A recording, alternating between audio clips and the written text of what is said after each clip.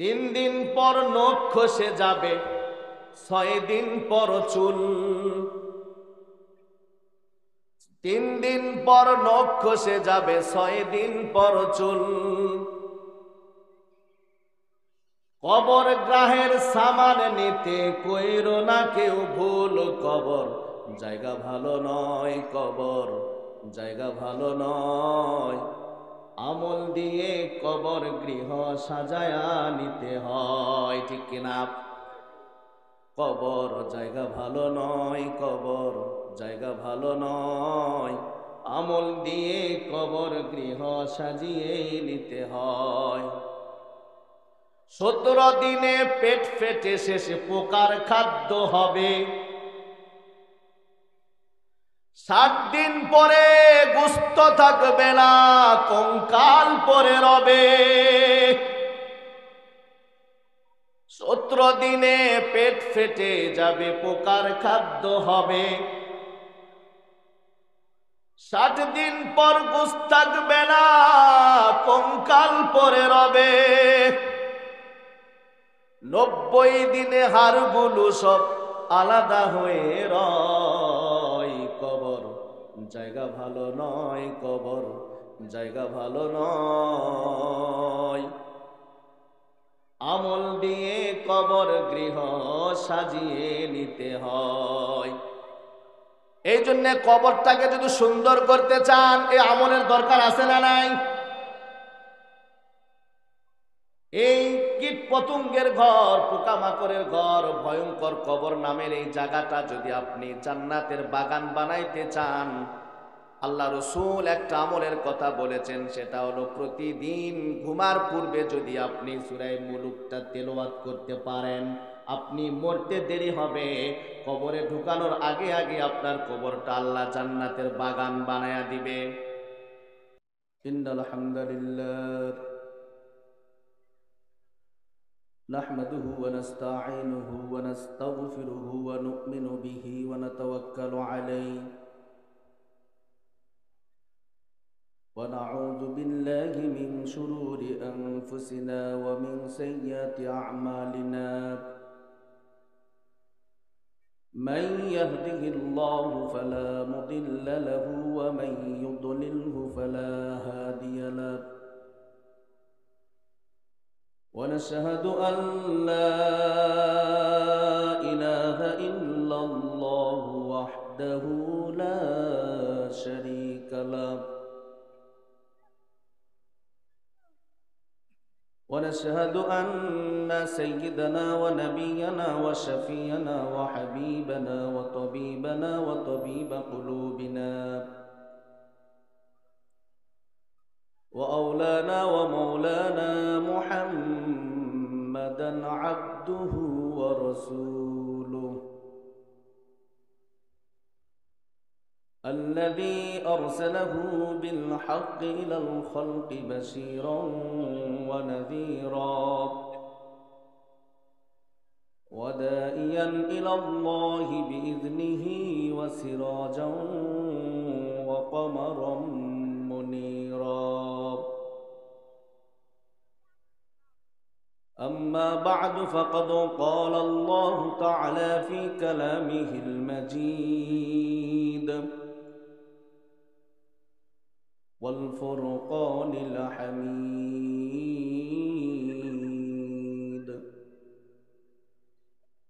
فأعوذ بالله من الشيطان الرجيم بسم الله الرحمن الرحيم تبارك الذي بيده الملك وهو على كل شيء قدير الذي خلق الموت والحياة ليبلوكم أيكم أحسن عملا وهو العزيز الغفور عن أمامة رضي الله تعالى عنه أنه قال قال رسول الله صلى الله عليه وسلم মান আহাব্বা লিল্লাহ ওয়া আবগাদা লিল্লাহ ওয়া আতা লিল্লাহ ওয়া মানআ লিল্লাহ ফাকাদ ইসতাকমালাল ঈমান। রাওয়াহুল বুখারী আন আবি দাউদ। صدق الله العظيم وصدق رسوله النبي الأمي الكريم ونحن على ذلك لمن الشاهدين والشاكرين والذاكرين والحمد لله رب العالمين।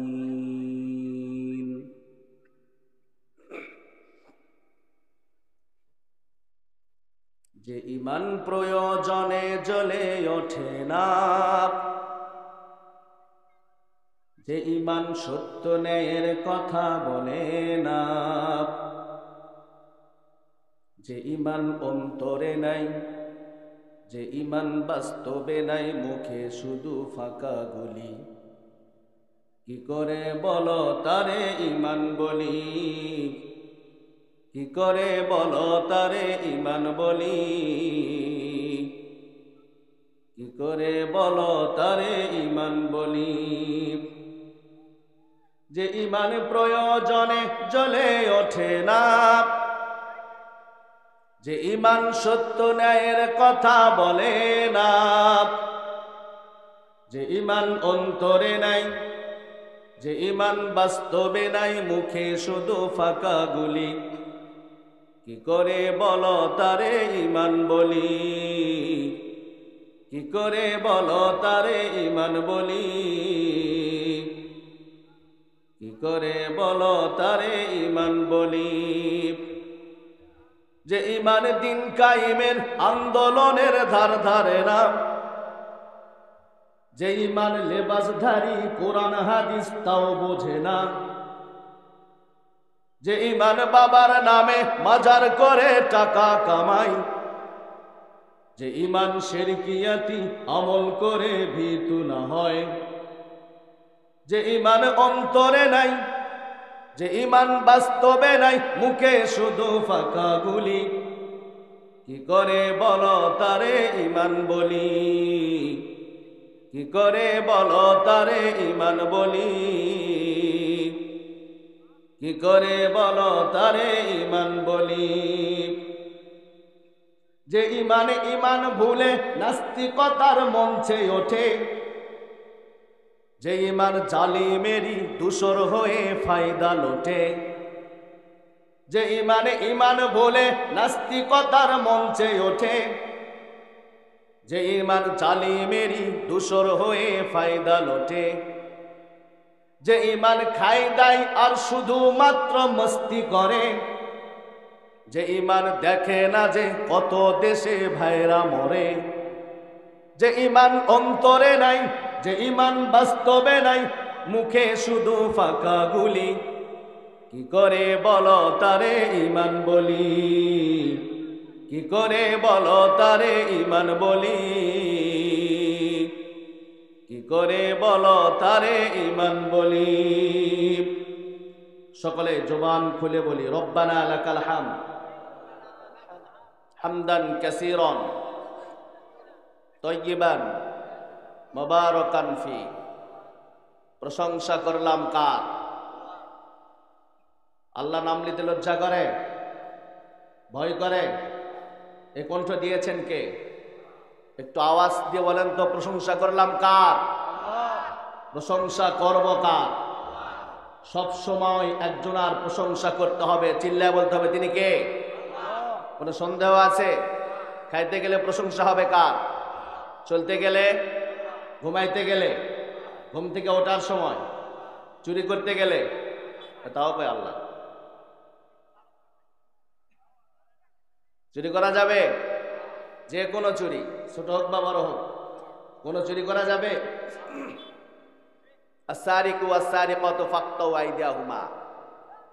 আল্লাহর আইন হচ্ছে যারা চুরি করবে, চোর এবং চুরনি, এদের দুইজনের হাতকে কেটে দাও।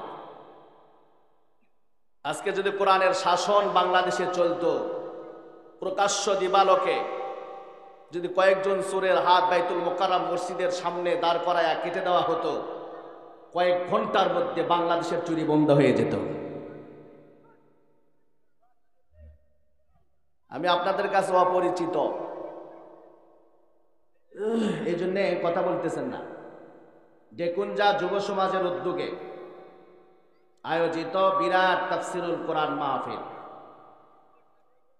সভাপতি জনাব মোহাম্মদ পলাশ মন্ডল ভাই, আলহামদুলিল্লাহ, বিশিষ্ট ব্যবসায়ী সমাজসেবক, পোল্লা জিয়ানগর দুপচা জিয়া বগুড়া। আল্লাহ তাআলা ভাইয়ের হায়াতের মধ্যে বরকত দেন, সকলে বলি আমিন। বেশি বেশি ইমানের কাজ করার মতো তৌফিক দেন, সকলে বলি আমিন। সহসভাপতি আছেন জনাব কারি মোহাম্মদ রেজাউল করিম, খতিব ডেকুঞ্জা জামে মসজিদ। আরও আছেন জনাব হাফেজ মোহাম্মদ ইউনুস আলী সাহেব, খতিব ডেকুঞ্জা জামে মসজিদ। উভয়ের হায়াতের মধ্যে আল্লাহ তাআলা বরকত দান করুক, সকলে বলি আমিন। প্রধান অতিথি জনাব আলহাজ মোহাম্মদ হাবিবুর রহমান, চেয়ারম্যান গোপীনাথপুর ইউপি পরিষদ। ভাই আসছিল, আসে নাই, আল্লাহ তাআলা ভাইকে আসার তৌফিক দান করুক, সকলে বলি আমিন। প্রধান বক্তা, বিশেষ বক্তা, আরো যত উলামায়ে কেরাম আলোচনা করেছেন, সকলের হায়াতের মধ্যে আল্লাহ তাআলা বরকত দান করুক, সকলে বলি আমিন। এখানে নাম দিয়েছেন তাফসিরুল কোরআন মাহফিল, ব্যস্ত লাগাই দিয়েছেন একটা। যদি ওয়াজ মাহফিল দিতেন, ইসালে সওয়াব দিতেন, দোয়া মাহফিল দিতেন, তাহলে কোনো সমস্যা ছিল না। বর্তমানে যত সমস্যার সম্মুখীন হইতে হচ্ছে আমাদেরকে শুধুমাত্র তাফসিরুল কোরআন মাহফিলে। কারণ তাফসির শব্দের অর্থ হচ্ছে খুলে ফেলা।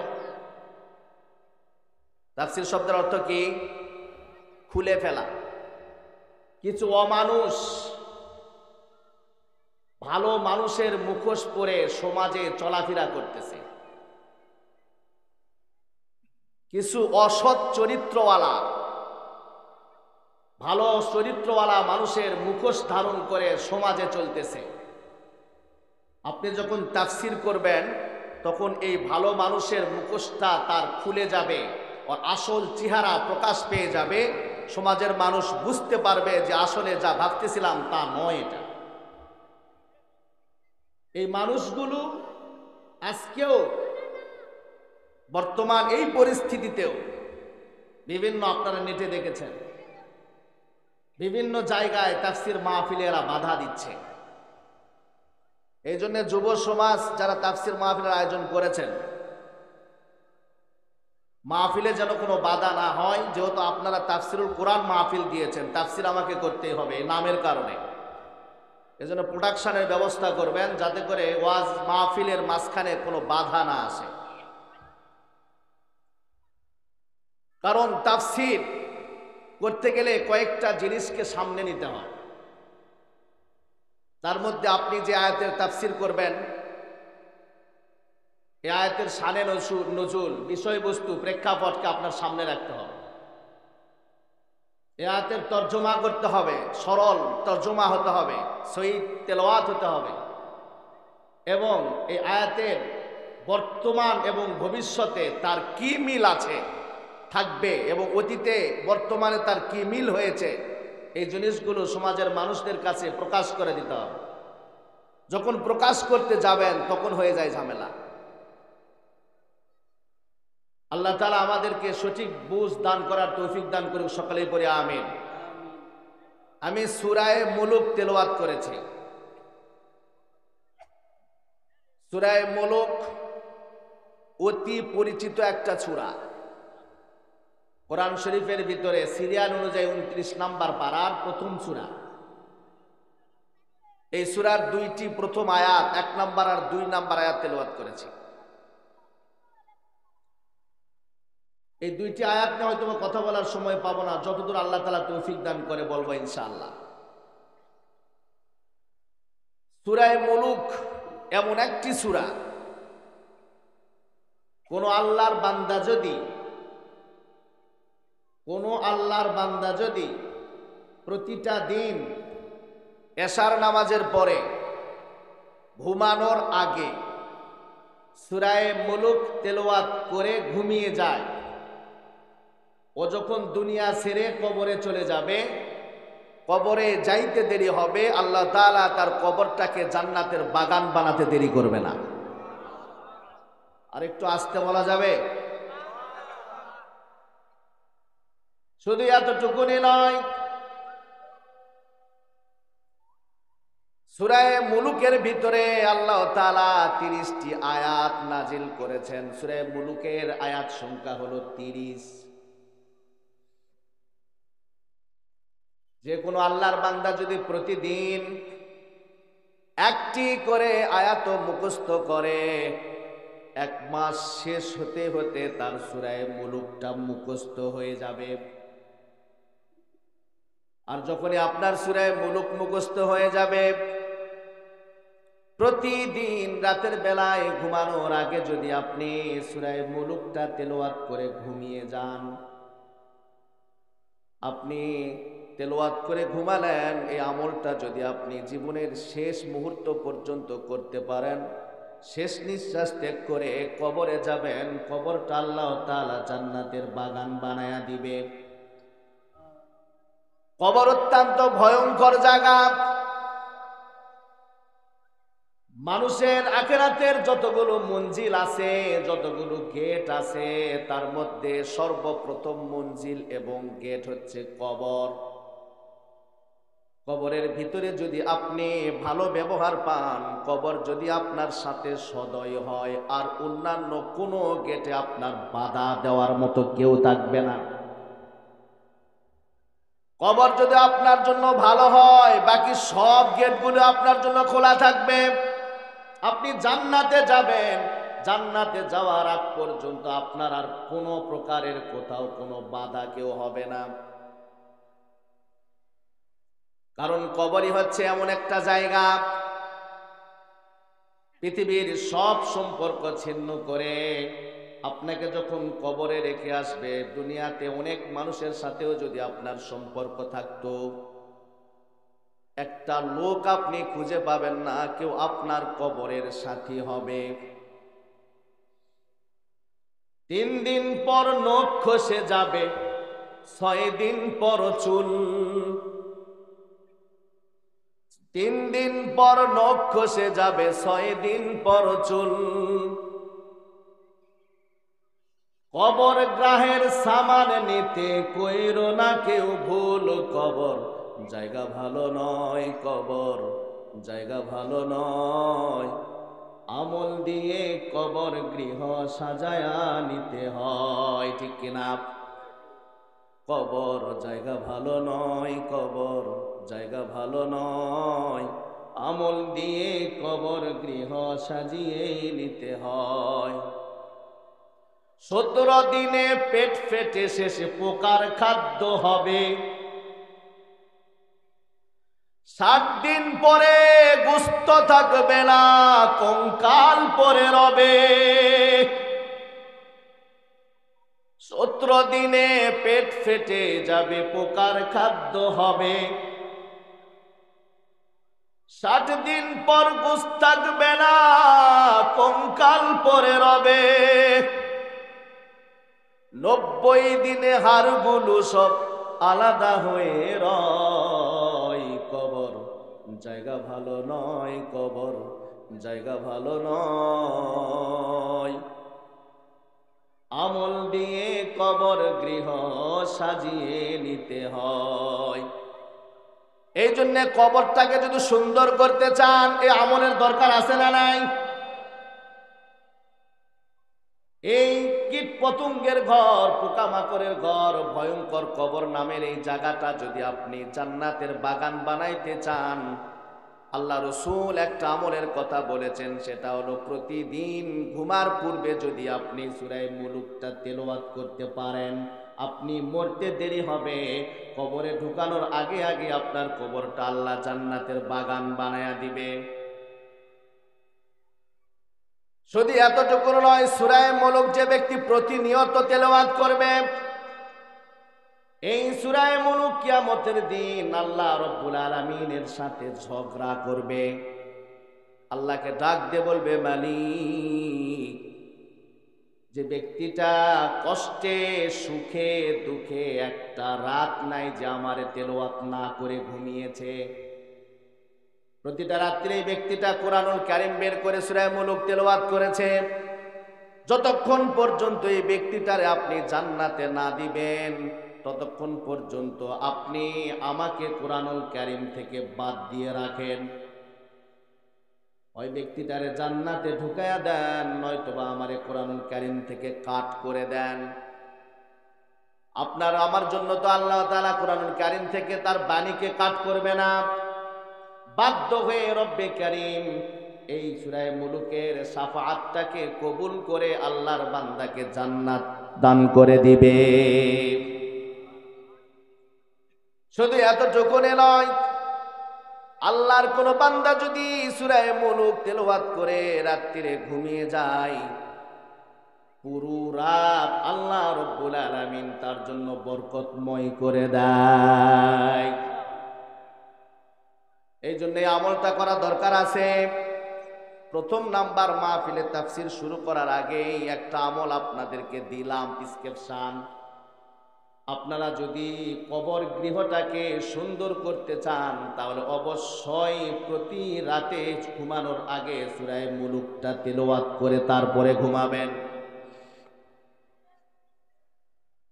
মুসলমান বন্ধুরা, কথাগুলো দিল দিয়ে শুনতে হবে। কোনো ইবাদত করার আগে, যে কোনো ইবাদত করার আগে একটা জিনিস আছে, এটা তেলাওয়াত করতে হয় না শুধু কোরআনুল কারীমের জন্য, এটা ওয়াজিব। কেননা কোরআনুল কারীমের ভিতরে যতগুলো সমস্যা আছে